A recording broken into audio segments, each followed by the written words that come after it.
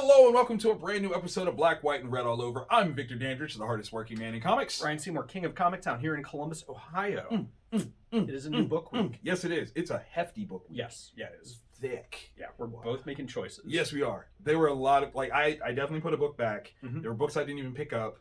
It was hard. Yeah. Okay. This was painful, Yeah. actually. I wasn't ready for this level of discernment this early in the year. I was expecting maybe my March. I'm like, oh no, big things are happening. No, we could have done almost a episode on each of the publishers this week. There was so much quality. Should we do that, y'all? Would that be something that you want? All more Black, White, and Red all over, publisher centric? That'd be kind of interesting. Let us know what you think. Yeah, I'm curious about that. I don't know what kind of time that would be, but right? whatever. Okay, so good reads that we should read. We've got one that's the same, right? And so I'm coming in at 13. What are you coming in at? 13. 13? Okay. That's a lucky number. Where do you want to start? Because we got one that's the same. Yeah. I am a huge Spider-Man fan. Okay. I have not read this week's issue yet. So we've got Amazing Spider-Man. This is number 18. It's part of the Dark Web series. So we've got Wells, we've got McGinnis, we've got Rathbone, we've got Minyas. Okay, so clearly this is bouncing back and forth between Spider-Man books and X-Men books. Yes. So I missed something because I wasn't following the X-Men side.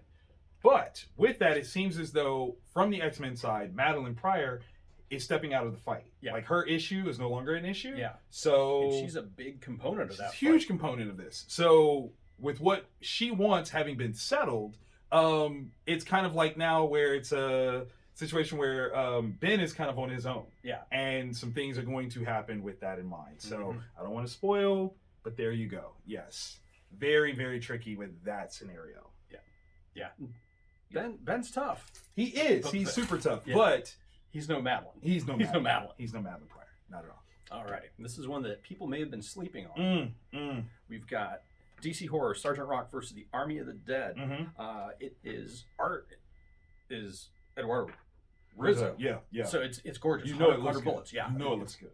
But maybe people don't know it's written by Bruce Campbell. So you know it's authentic, okay? Army of the Dead. Come on. Right. Get out of here. So it's basically Sergeant Rock and Easy Company fighting against Hitler and an army of zombies. Yes, please and thank you. Right?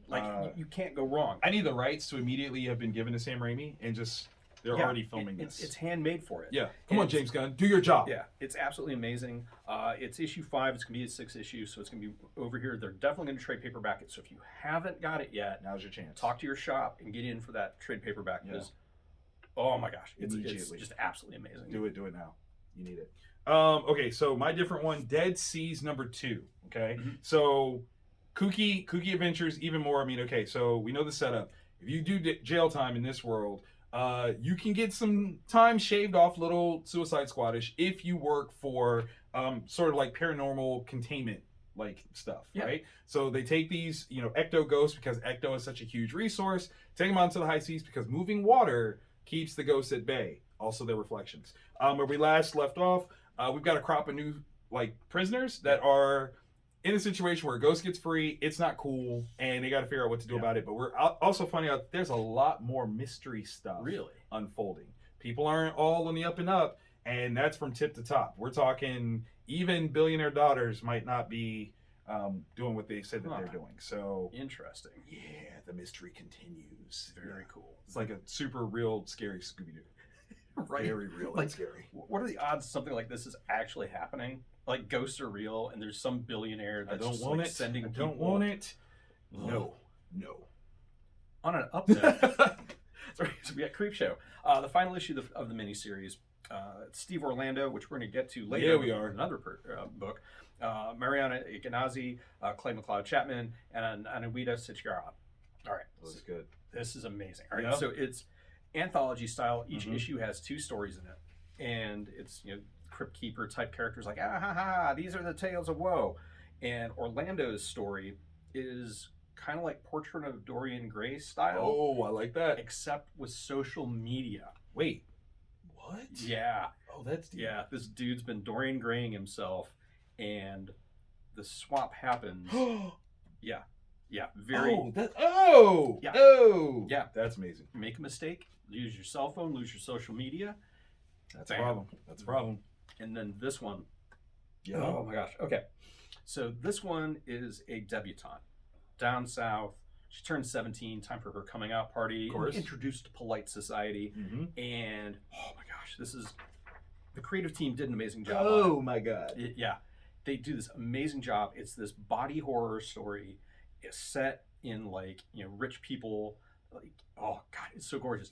It has a very Junji Ito vibe to it. Okay. And you find out that these people. Oh, yeah. I don't like where that's going. Yeah, they made some choices to try to keep their family line going, and there you go. Yeah. Okay. Yeah. Okay. Yeah, have kids. They said Oh. it'll be great. They said. Okay. Okay. That's nightmare fuel forever. Yeah. Oh, Oh, jeez. oh my God. Yeah. I looked again. I should have looked. Yeah, It's dark. It's Daddy's princess. Okay.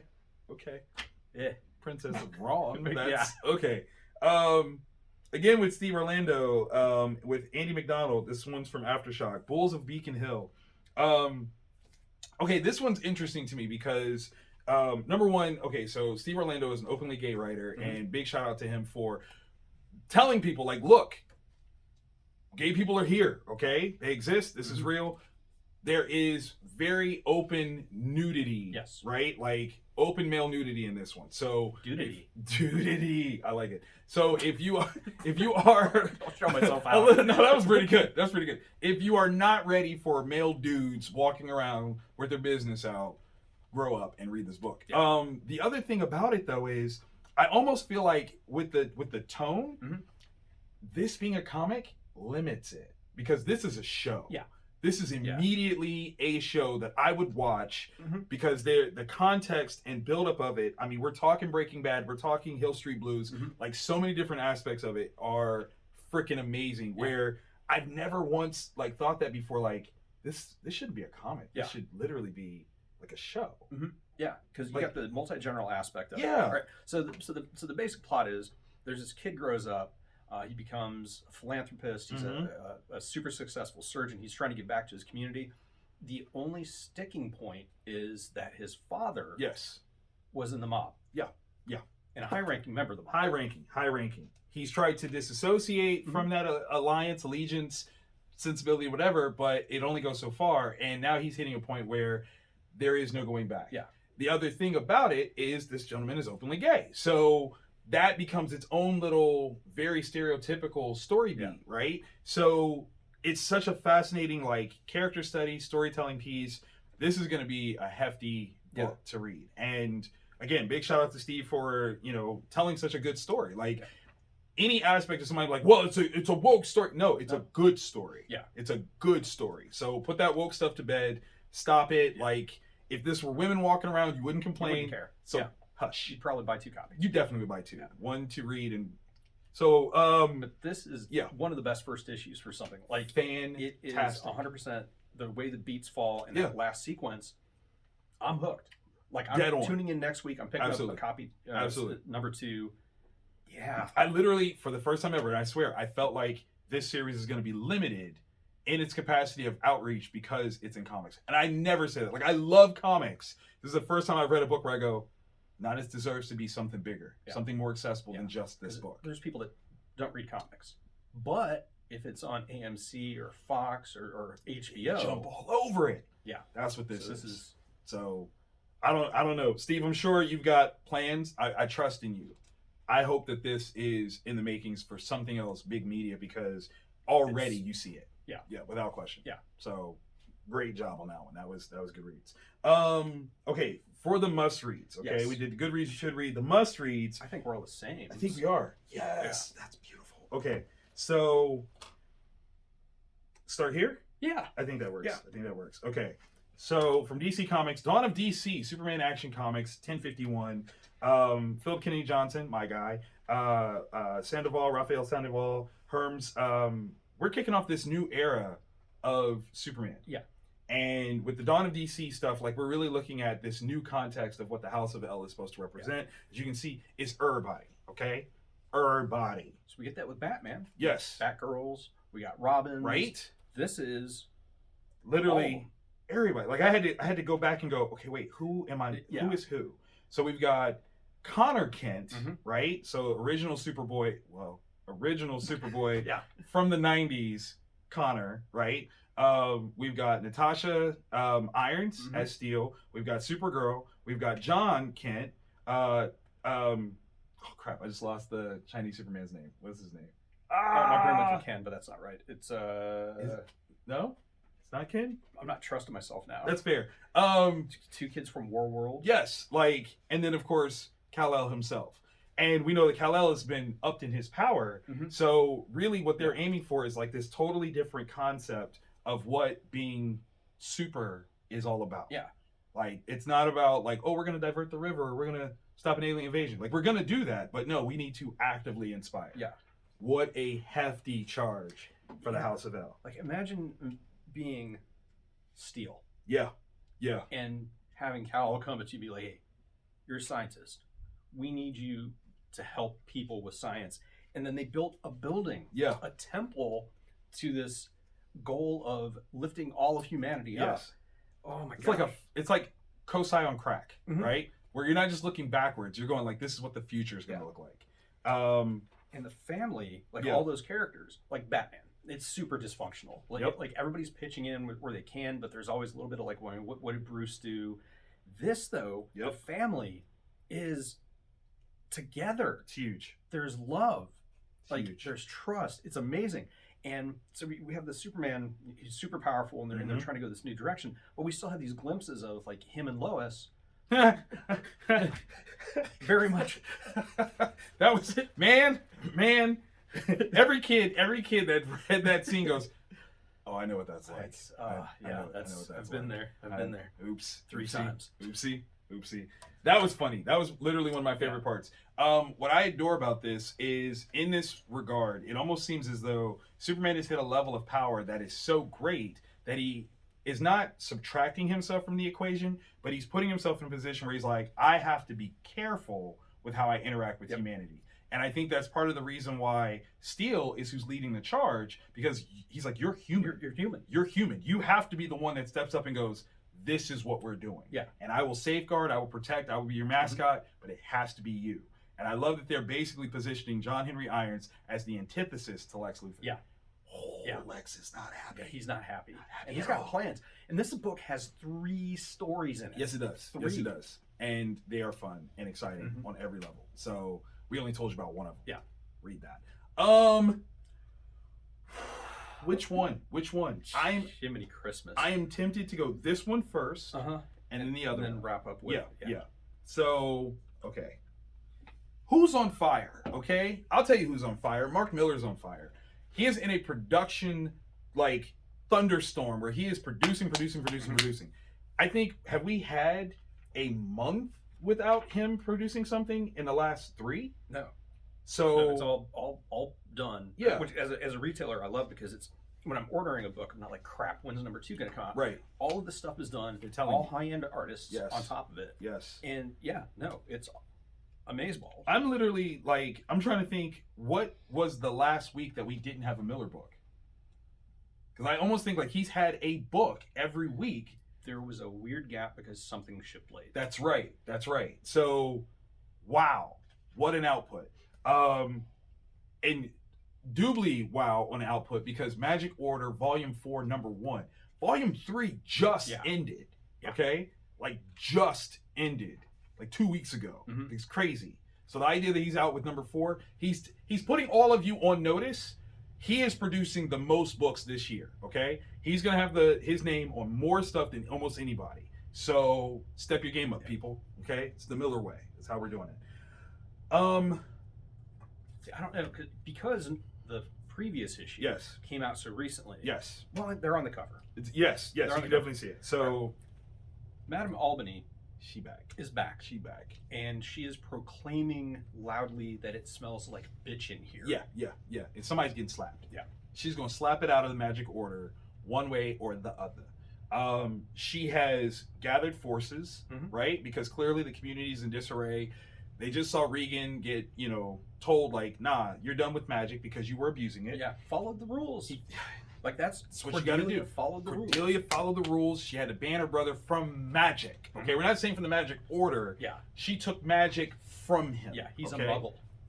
barely that. Okay, he's Muggle about to get mugged in his piece. Separated from his family. Like, the dude is completely ostracized. He has nobody. Right. Ugh. Characters that we were introduced to throughout the whole Magic Order series, we're now seeing may have been a little disgruntled in their lifestyle, and so Albany is pulling. She's pulling the strings. She's making stuff happen. She's building a coalition. She's reaching across the aisle. She is, and it's working. She is currently inhabiting the body of sweet young niece who never actually came back. Yeah, we're finding out. Like from the original series, she never actually came back. It was Albany the whole time. The whole time. Man, that's so. That's like it's simultaneously creepy and brilliant at the same time. So like we're literally seeing members of the Order get executed, which of course takes you right back to the first series, because that's literally how it was introduced, where members are getting picked off. Yeah, in incredible ways. Yeah, not like like somebody just shows up and shoots you. No, like these are you're getting ripped out of existence, or you're watching the wrong television series, or you're a veterinarian doing a doing a house call. Bad things, and all the bad things. You're at an amusement park and it just goes wrong. Yeah. This. Yeah, that's just terrible. Bottle guy. That's so messed up. Like, what? Huh? And it's that dude. Yes, that's the part where I'm like, yo, disgruntled. You got to take care of your people, or else they will take care of you. Okay, that's just what it is. We are setting the stage for what is going to be a knockdown, drag-out fight. And here is the thing: all of this is still not touching the fact that Uncle Edgar is now understanding some stuff about himself. Like, this is the thing that's like, people are forgetting that. Everyone is forgetting it, but it's like back here. Uncle Edgar's like, wait, I remember. Did I destroy half the stars? That's bad. Yeah. Okay. Bad things on the horizon. Like, whatever this is, okay. Yeah. Like, we have Uncle Edgar still. We still got Mama Moonstone to deal with. Like, she's out there. So much. Yeah. This is all going to come to a head. You talk about like Battle of Five Armies. Forget The Hobbit. Put that away. Magic Order. Yeah. That's what it is. That's what it is. Movie or television series? Yes. I hope it's all of the above. I really don't know where it's at right now. So I think it's television series. Because that's where I want more. Yeah. I want time. Let it breathe over a few seasons. Yeah. Let it build. Please and thank you. Yeah. And giant chunks of this are in trade paperback. Yes. Go pick them up. If your shop doesn't have them, they can get them from Diamond Comics. Yeah. Ask them to. You will not regret it. Not at all. Volume 3 comes out in October, or not October, February. So coming soon. So you'll have that trade paperback very quickly. In fact, they promote it in the back of the book. That's how you know he's on his job. Okay. Speaking of on the job, Mark Millar, American Jesus, Volume 3, Number 3. It's the last. Yeah, Peter Gross, Tom Coker. This is it. Okay, this is the end all be all. This is the Revelations fight made manifest. This is it played out. I was scared to read this. Yeah, I was scared because it could come off wrong. Like there are so many ways for this to be executed poorly. Yes, and through no fault, because it's such just the story. Yeah, just the story. This is the sweetest writing I think I've ever experienced. Yeah, Mark. Like, it's kind, so kind. Yeah.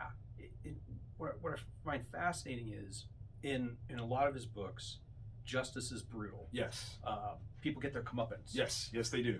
Yes, they do. And with this, it brings a humanity to characters that to the cosmos. Like, in a real way. I'm not gonna lie, like, I was afraid that we were gonna have to go a little bit further into the dark before we got that. Yeah. So I'm really like, this was such a refreshing sort of like, it's cool. Yeah. It's cool. Like, we got you. There is an image here that I seriously expect religious institutions all over the place need to get behind. And I know, like, they can't. Yeah, they can't. You can't because but there's a level of forgiveness. Yes. There's a level of redemption. Yes. There's growth. Yes. Like massive growth, and kind of like what we as humans should be striving for, is like Every time. learning how to be better to each other. And that's what this is. yeah. So if you have not heard anything about American Jesus, Wow. it's a three story arcs. Yes. 3 issues each, and the first one was Jody, who is this kid grown up in like middle America, Peoria, Illinois, Illinois. So around the way. Yeah, and he comes to find out that he is not the second coming of Jesus. That's what he thought. Yeah, he's got powers. Yeah. It all made sense. Very biblical based powers. He just got the wrong spectrum point. Yeah. Not Jesus, the other guy. Second volume. Oops. Is Jesus. Yeah. Yes. It's a young woman of color. Mm-hmm. And she grows up in this very stifled, very hyper religious, minus the spirituality. Yeah. Borderline cultish. Yeah.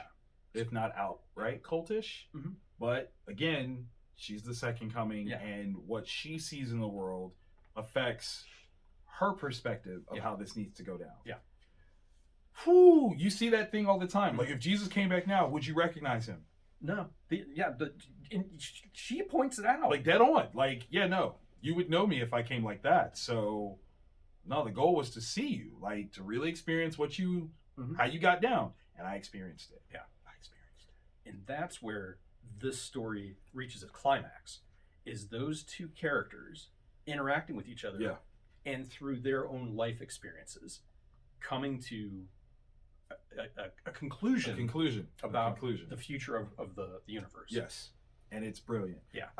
The closest thing that I've ever seen that gives me this vibe is, okay, we're going way back in the time machine here. Crimson #5 by Humberto Ramos. Oh, wow. Okay. Yeah, I'm being very specific. There's, in the 5th issue, there's a scene where all the archangels meet at a diner, and Lucifer is one of them. And a little girl shows, that's crazy. A little girl shows up who actually, you find out, is the embodiment of God. And there's a great conversation that's had. That is the last time that I felt this. Yeah. And that came out in the 90s at some point. Yeah. So it's been a while. So this was something really refreshing. It's one of those things where, man, I wish I could give this to my grandmother. Because I think if she could get to this point, she would go, oh yeah, that's the way that should go. Yeah. I don't think she could get there. Like, there's too many things that she would go, well, I don't agree with that, or I don't feel like that, it would be too difficult. Yeah. But it is such a great ending where, despite all the darkness and the scariness of it, you end with, like, pure hope. Yeah. Like, you're like, yeah. Like, this is the good word. If Jehovah's Witness showed up, knocked on my door, and just gave me one of these, like, okay, cool. They're not going to do that, though. Yeah. They're not going to do that, unfortunately. They should. They're the world forever. Yeah. This is the story that I did not expect. I didn't see this coming. Right.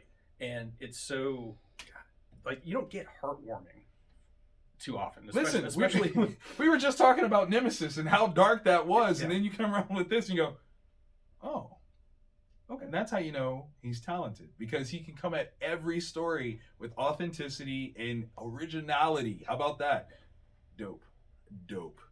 So yeah, highly recommend. It's a Miller world, like, and we're just living in it, and I'm okay with that. Yeah, there's I'm trades. literally okay with that. Yes. Once again, there's trades for the first 2/3 of it.